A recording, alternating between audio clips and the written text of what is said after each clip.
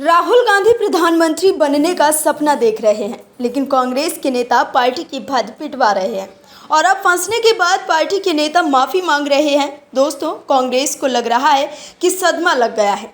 लग रहा है कि कांग्रेस को समझ में आ गया है कि जल्द ही उनका पूरे देश से सफाया होने वाला है। कांग्रेस की ये हालत उनकी वजह से ही कुछ, उनकी राजनीतिक नीतियों की वजह से कुछ, तो कुछ उनके काले कारनामों की वजह से कांग्रेस लगातार रसातल में जा रही है।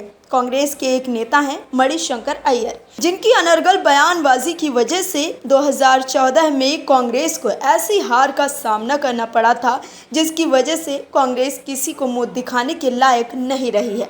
फिर से मणिशंकर अय्यर का ऐसा बयान सामने आया है, जिसकी वजह से कांग्रेस को आखिरी चरण में काफ़ी नुकसान हो सकता है।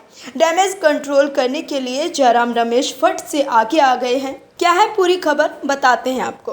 कांग्रेस नेता मणिशंकर अय्यर ने 1962 में चीन के भारत पर हमले को कथित बता दिया है। उन्होंने चीन के भारत पर हमले को एक स्पष्ट युद्ध मानने की बजाय इस पर शंकाएं उत्पन्न करने की कोशिश की है। बीजेपी ने इस घटना को कांग्रेस का चीन के लिए प्यार बताया है। बीजेपी नेता गौरव भाटिया ने कहा कि 43,000 स्क्वायर किलोमीटर की भारत की भूमि पंडित जवाहरलाल नेहरू के समय में चीन ने कब्जा की। ये जमीन अभी भी चीन ने कब्जाई हुई है। मणिशंकर अय्यर ने चीन को क्लीन चिट दे दी। ऐसा क्या राहुल गांधी की सहमति के बिना हो सकता है? चीन की बीन बजाना बंद करिए। गौरव भाटिया ने कहा है कि मल्लिकार्जुन खड़गे मामले में चुप्पी साधे हुए हैं। लोकसभा चुनाव के दौरान ऐसा बयान दिया गया। भारत गर्व के साथ खड़ा होकर चीन को उसकी जगह दिखा रहा है। मणिशंकर अय्यर का बयान कांग्रेस के भारत विरोधी रुख को दिखाता है। वहीं बीजेपी नेता अमित मालवीय ने लिखा है कि नेहरूज फर्स्ट रिक्रूट्स पुस्तक के विमोचन के दौरान एफसीसी में बोलते हुए मणिशंकर अय्यर ने 1962 में चीनी अतिक्रमण को कथित बताया है। यह सच्चाई को बदलने का एक निर्लज्ज प्रयास है।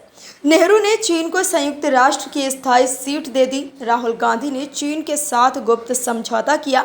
आगे उन्होंने लिखा कि राजीव गांधी फाउंडेशन ने चीनी दूतावास से पैसा लिया और चीनी कंपनियों के लिए बाजार में घुसने की सिफारिश करने वाली रिपोर्ट प्रकाशित की, जिसके आधार पर सोनिया गांधी की यूपीए सरकार ने चीनी सामानों के लिए भारत का बाजार खोल दिया।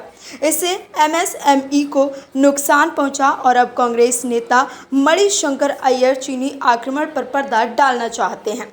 इस युद्ध के बाद चीन ने 38,000 स्क्वायर किलोमीटर भारत की जमीन पर कब्जा कर लिया है। कांग्रेस का चीनियों के प्रति ये प्रेम क्या दर्शाता है? मणिशंकर अय्यर के इस बयान के बाद कांग्रेस बैकफुट पर आ गई। कांग्रेस के मीडिया प्रमुख जयराम रमेश ने तुरंत डैमेज कंट्रोल में बताया कि मणिशंकर अय्यर ने माफी मांग ली है। जयराम ने लिखा है कि मणिशंकर अय्यर ने कथित आक्रमण शब्द का इस्तेमाल करने के लिए बिना शर्त माफी मांगी है। उनकी उम्र की वजह से उन्हें छूट दी जानी चाहिए। कांग्रेस उनके शब्दों के चुनाव से खुद को अलग करती है। कांग्रेस के इस बयान से दूरी बनाने के बाद भी सोशल मीडिया पर मणिशंकर अय्यर की काफ़ी आलोचना हो रही है और कांग्रेस बैकफुट पर आ गई है। Bureau report, OMH news. और भी वीडियोस देखने के लिए चैनल को सब्सक्राइब करें और बेल आइकन को दबाएं।